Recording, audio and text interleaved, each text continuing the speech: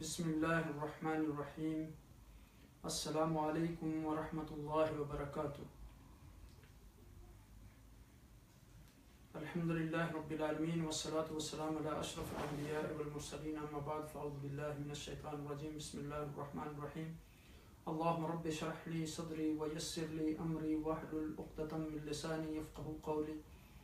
اللہم رب زدنا علما، اللہم رب زدنا علما، اللہم رب زدنا علما۔ اللہ پاک کی حمد و ثنا اور عقائد و جہاں نبی مکرم تاجدار عرب و عجم کی ذات گرامی پر درود و اسلام کے بعد امید ہے کہ اللہ سبحانہ تعالیٰ کے فضل و کرم سے آپ تمام حضرات خیریت سے ہوں گے۔ اللہ سبحانہ تعالیٰ کا احسان عظیم ہے کہ اس نے ایک بار پھر ہمیں یہ توفیق دی کہ ہم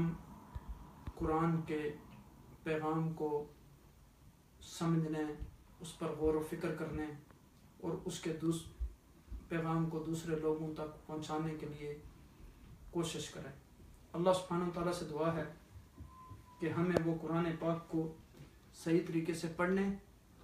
اس پر عمل کرنے اور اس کلام کو دوسرے لوگوں تک پہنچانے کا ذریعہ بنائے۔ حقیقت یہ ہے کہ قرآن عظیم ہمیں پکار کر کہہ رہا ہے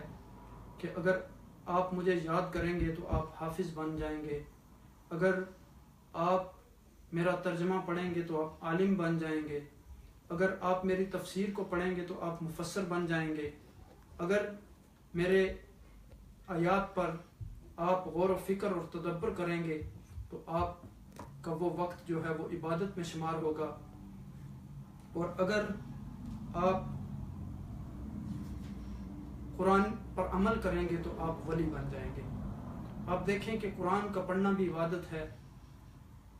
قرآن کا سننا بھی عبادت ہے، قرآن پر عمل کرنا بھی عبادت ہے، قرآن پر غور و فکر کرنا بھی عبادت ہے۔ آئیے آج ہم سورہ فاتحہ کے بارے میں کچھ چیزیں آپ کی خدمت میں عرض کرتے ہیں۔ اعوذ باللہ من الشیطان الرجیم، بسم اللہ الرحمن الرحیم۔ شروع اللہ کے نام سے جو نہایت مہربان اور رحم کرنے والا ہے۔ اللہ سبحانہ تعالیٰ کا ہم جتنا بھی شکر ادا کریں وہ کم ہے۔ اب دیکھیں کہ سورہ فاتحہ جو ہے یہ مکی سورت ہے اور اس میں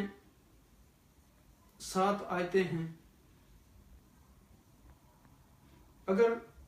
ہم سورہ فاتحہ کی وجہ تسمیہ کے بارے میں غور کرنا چاہیں تو فاتحہ کو فاتحہ اس لیے کہتے ہیں کہ یہ قرآن کی اوپننگ ہے۔ قرآن کا آغاز اس طرح اس صورت سے کیا گیا گویا یہ قرآن کا دباچہ ہے اور پورے قرآن میں اس کی تفصیل ہے، اور اگر اس سے بھی آسان الفاظ میں آپ اس کو سمجھنا چاہیں تو گویا یہ قرآن کے مضامین کی ایک فہرست ہے اور پھر پورے قرآن میں اس کی تفصیل آئی ہے۔ اس میں انسان جو ہے وہ رب کائنات کی تعریف کرتا ہے، اور حقیقت یہ ہے کہ تعریف کے لائق صرف رب کی ذات ہے، اور پھر انسان جو ہے الحمدللہ رب العالمین یعنی تعریف کرنے کے بعد اس بات کا اعتراف کرتا ہے کہ رب جو ہے وہ صرف میرا رب نہیں بلکہ تمام عالمین کا رب ہے، صرف انسانوں کا ہی رب نہیں بلکہ جن و انس دنیا کی تمام کائنات میں جتنے بھی عالم ہیں ان سب کا رب ہے، اور پھر اس کی صفات رحمان اور رحیم کا اعتراف کرتا ہے۔ پھر یہ اس بات کا اقرار کرتا ہے کہ یوم جزا کا مالک جو ہے وہ اللہ سبحانہ وتعالیٰ ہے، ہم اسی کی عبادت کرتے ہیں، ہم اسی سے مدد مانگتے ہیں۔ پھر بندہ رب کائنات سے سوال کرتا ہے کہ اللہ ہمیں سیدھا راستہ دکھا دے، ان لوگوں کا راستہ جن پر تو نے انعام کیا، نہ ان لوگوں کا راستہ جن پر تو ناراض ہوا، اور نہ ہی ان لوگوں کا راستہ جو گمراہ ہوئے۔ اب دیکھیں کہ یہاں اگر ہم غور کریں سورہ فاتحہ کے اس سورت کے ناموں پر تو اس سورت کے متعدد نام ہیں۔ اس کو فاتحۃ الکتاب بھی کہا گیا، اس سورت کو ام القرآن بھی کہا گیا، اس سورت کو سورۃ الکنز بھی کہا گیا، کافیہ بھی کہا گیا، وافیہ بھی کہا گیا، شافیہ بھی کہا گیا، شفا بھی کہا گیا، سبع مثانی بھی کہا گیا، سورۃ النور بھی کہا گیا، رقیہ بھی کہا گیا، سورۃ الحمد بھی کہا گیا، اور سورۃ الدعاء بھی کہا گیا، اور تعلیم المسألہ بھی کہا گیا،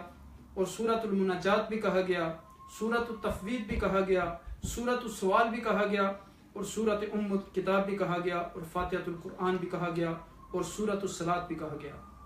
جیسا کہ آپ کو معلوم ہے کہ اس سورت میں 7 آیتیں، 27 کلمے اور 140 حروف ہیں، اور اس سورہ مبارکہ میں کوئی بھی آیت جو ہے وہ ناسخ و منسوخ نہیں ہے۔ یہ سورہ مکہ مکرمہ یا مدینہ منورہ یا دونوں میں نازل ہوئی، 3 طرح کے اقوال ہیں۔ تو نبی اکرم تاجدار عرب و عجم صلی اللہ علیہ وسلم کا ارشاد گرامی ہے، آپ نے فرمایا، حضرت خدیجہ رضی اللہ تعالیٰ عنہ سے فرمایا کہ میں ایک ندا سنا کرتا ہوں جس میں اقرا کہا جاتا ہے۔ ورقہ بن نوفل کو خبر دی گئی، عرض کیا جب یہ ندا ہے آپ با اطمینان نہیں؟ اس کے بعد حضرت جبریل نے حاضر خدمت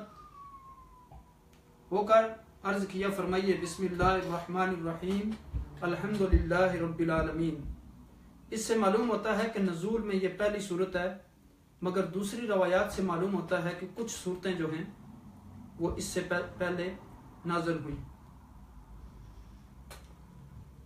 لیکن سورہ اقرا جو ہے وہ اس سے پہلے نازل ہوئی ہے۔ تو اب دیکھیں کہ سورہ فاتحہ کا نماز میں پڑھنا واجب ہے، چاہے وہ امام ہو یا منفرد ہو۔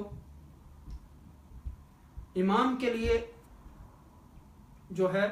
وہ اس کا پڑھنا ضروری ہے، اور پھر اگر مقتدی اس کے پیچھے ہو تو اناف کے ہاں چونکہ امام کی قرات مقتدی کی قرات ہے، تو پھر مقتدی جو ہے وہ امام کے پیچھے خاموش ہو کر اس کی تلاوت کو سنے گا۔ اور اس سورہ مبارکہ میں حقیقت یہ ہے کہ بندے نے جب اس بات کا آغاز کیا اللہ سبحانہ وتعالیٰ کی تعریف سے، الحمدللہ رب العالمین، پھر بندے نے اللہ سبحانہ وتعالیٰ سے یہ سوال کیا کہ اے اللہ مجھے ہدایت کا راستہ دکھا، سیدھا راستہ دکھا۔ تو اب دیکھیں کہ اس کا ایک نام میں نے جو ذکر کیا الصلاۃ، تو حدیث قدسی میں اللہ تعالیٰ نے فرمایا قسمت الصلاۃ بینی و بین عبدی، کہ میں نے صلاۃ یعنی نماز کو اپنے اور بندے کے درمیان تقسیم کر دیا۔ تو مراد سورۃ فاتحہ سے یہ ہے جس کا نصف حصہ اللہ تعالیٰ کی حمد و ثناء اور اس کی رحمت اور ربوبیت اور عدل و بادشاہت کے بیان میں ہے، اور نصف حصے میں اس کے دعا و مناجات ہے۔ جو بندہ اللہ سبحانہ و تعالیٰ کی بارگاہ میں عرض کرتا ہے، اس حدیث میں سورہ فاتحہ کو نماز سے تعبیر کیا گیا، جس سے یہ صاف معلوم ہوتا ہے کہ نماز میں اس کا پڑھنا انتہائی ضروری ہے، کیونکہ حدیث پاک میں آتا ہے کہ لا صلاۃ لمن لم یقرأ بفاتحۃ الکتاب، یہ صحیح بخاری اور صحیح مسلم کی حدیث ہے، اس شخص کی نماز نہیں جس نے سورہ فاتحہ نہیں پڑھی۔ تو اس حدیث میں من کا لفظ عام ہے، یہ جو لمن ہے من کا لفظ جو ہر نمازی کو شامل ہے، منفرد ہو یا امام کے پیچھے مقتدی، سری نماز ہو یا جہری، فرض نماز ہو یا نفل، ہر نمازی کے لیے سورہ فاتحہ جو پڑھنا ضروری ہے۔ اور پھر آقا دو جہاں نبی مکرم تاجدار عرب و عجم نے اس سورت کے بے شمار فضائل بیان کیے، اور نبی اکرم صلی اللہ علیہ وسلم کو اس سورت کی بشارت دی گئی، یہ 7 مثانی میں سے ہے۔ اور حقیقت یہ ہے کہ اس سورت کو صحیح طریقے سے پڑھنا بہت ہی اہمیت کا حامل ہے، کیونکہ اگر اس سورت کو ہم صحیح طریقے سے سیکھیں گے نہیں تو ہم اپنی نماز کیسے درست ادا کر سکتے ہیں۔ آپ کو معلوم ہے کہ ہم اس سورت کو نماز میں بار بار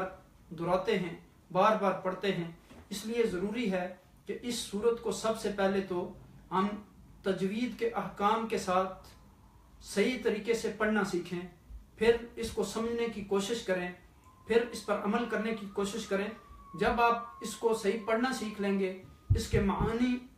اور تفسیر پر غور کریں گے، اور اس کے بعد جب آپ نماز میں کھڑے ہو کے اللہ سبحانہ تعالیٰ کی عبادت کریں گے تو آپ کو جو لطف اور اطمینان نصیب ہوگا وہ ویسے اگر ایک آدمی صرف قرات جانتا ہو تو وہ لطف اسے نصیب نہیں ہوگا۔ آپ پھر کوشش کریں گے کہ وہ ساری کیفیات، جب بندہ یہ کہتا ہے کہ الحمدللہ رب العالمین الرحمن الرحیم مالک یوم الدین ایاک نعبد و ایاک نستعین اہدنا الصراط المستقیم صراط الذین انعمت علیہم غیر المغضوب علیہم ولا الضالین، یہ ساری کیفیات آپ کے اوپر طاری ہوں، اور وہ راستہ ان لوگوں کا راستہ جن کے بارے میں اللہ سبحانہ تعالیٰ نے کہا کہ اولئک الذین انعم اللہ علیہم من النبیین والصدیقین والشہداء والصالحین اولئک حسن رفیقا۔ تو ان لوگوں کا راستہ ہمیں پھر نصیب ہوگا انشاءاللہ جب اخلاص کے ساتھ ہم اللہ سبحانہ تعالیٰ کی بارگاہ میں یہ دعا کریں گے، اللہ سبحانہ تعالیٰ سے یہ درخواست کریں گے، اللہ سبحانہ تعالیٰ سے یہ التجا کریں گے کہ یا الہی ہمیں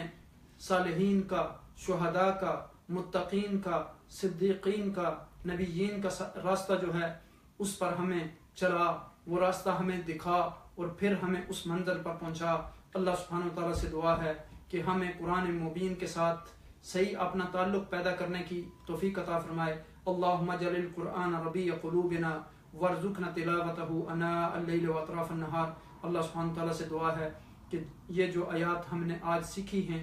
ان پر ہمیں عمل کرنے کی توفیق عطا فرمائے، اور اللہ سبحانہ تعالیٰ سے دعا ہے کہ قرآن پاک کو صحیح طریقے سے پڑھنے، اس کو سمجھنے، اس پر عمل کرنے اور قرآن کا اس پیغام کو دنیا میں پھیلانے کا ذریعہ بنائے، چونکہ آقا دو جہاں نبی مکرم تاجدار عرب و عجم سید المرسلین علیہ الصلوۃ والسلام نے فرمایا بلغوا انی ولو آیا، آپ دوسرے لوگوں تک میری بات پہنچائیں چاہے وہ ایک آیت ہی ہو۔ اور پھر آقا دو جہاں نبی اکرم صلی اللہ علیہ وسلم نے فرمایا ترکت فیکم امرین کتاب اللہ و سنتی ما ان تمسکتم لن تضلوا ابدا، کہ میں تمہارے درمیان دو چیزیں چھوڑ کے جا رہا ہوں، اگر تم ان کو مضبوطی سے تھامو گے تو تم کبھی بھی ذلیل و خوار نہیں ہوں گے۔ جیسے علامہ نے فرمایا تھا کہ وہ معزز تھے زمانے میں مسلمان ہو کر اور ہم خوار ہوئے تارک قرآن ہو کر۔ اللہ سبحانہ تعالیٰ سے دعا ہے کہ وہ ہمیں قرآن مبین پر عمل کرنے اور اس کو صحیح طریقے سے پڑھنے اور سمجھنے اور حضور نبی اکرم صلی اللہ علیہ وسلم کی سنت پر عمل کرنے کی توفیق عطا فرمائے۔ انشاءاللہ دوبارہ ہم اسی قرآن کو قرآن کو لے کر آپ کی خدمت میں حاضر ہوں گے۔ اللہ سبحانہ تعالیٰ سے دعا ہے کہ وہ ہمیں اس پر عمل کرنے کی توفیق عطا فرمائے۔ آپ سے التماس ہے کہ ہر سنڈے کو ہمارا درس قرآن ہوتا ہے تفسیر کا، اس میں جو لوگ ہمیں جوائن کر سکتے ہیں ہم ان کو ویلکم کہیں گے۔ اللہ سبحانہ تعالیٰ آپ سب کو جزائے خیر عطا فرمائیں اور ہمارے دلوں کو قرآن کے نور سے مزین فرمائیں۔ جزاکم اللہ خیر وما علینا الا البلاغ۔ السلام علیکم ورحمۃ اللہ وبرکاتہ۔